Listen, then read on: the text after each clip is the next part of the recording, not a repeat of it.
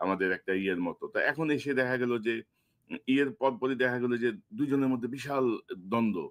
তো মানে বিএনপি ভুল করছে, জামাত ভুল করছে। মানে আ এটা তো হওয়ার কথা ছিল না আরকি না? যে ফ্যাসিবাদ বিরোধী যে শক্তিটা না, এখানে তো অনেকগুলো প্রশ্ন করলেন। আপনি যদি পিআর এর প্রশ্নটা বলেন, পিআর প্রসঙ্গে আমার ভেরি স্পেসিফিক পলিটিক্যাল স্ট্যান্ড আছে এবং হুম, আমি পিআর ইস্যু নিয়ে ২ টা এপিসোড অলরেডি করেছি। আমি আরেকটা এপিসোড রেডি করছিলাম, জাস্ট মায়া করে করিনি। কারণ এই এপিসোডটা রেডি করলে জামাত ইসলামের লোকের খুব মাইন্ড করবে আমার উপরে আরকি। কারণ আমি যদি ওই এপিসোডটা করতাম, তাহলে জামাতে ইসলামের কোনো চান্স ছিল না কোনো আর্গুমেন্ট নিয়ে দাঁড়ানো।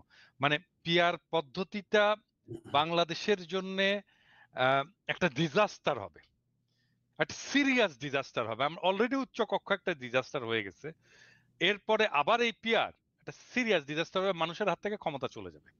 হ্যাঁ, এখন যদি যদি জামাত ইসলাম যদি এক গুয়ে হয়ে এক রোখা হয়ে যদি পিআর এর পক্ষে দাঁড়ায়, তাহলে তো আমাকে আবারও এক গোয়ে হয়ে এক রোখা হয়ে এই পিআর এর বিপক্ষে মানুষকে বুঝাইতে হবে। হ্যাঁ, এবং আমার এপিসোড কিন্তু রেডি।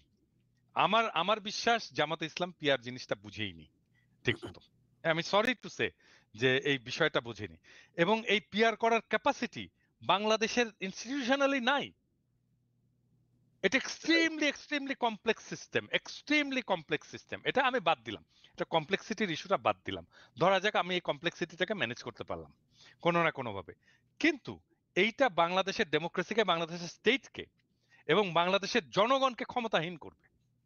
এই বিষয়টা ওনারা বুঝতে পারতেছেন না।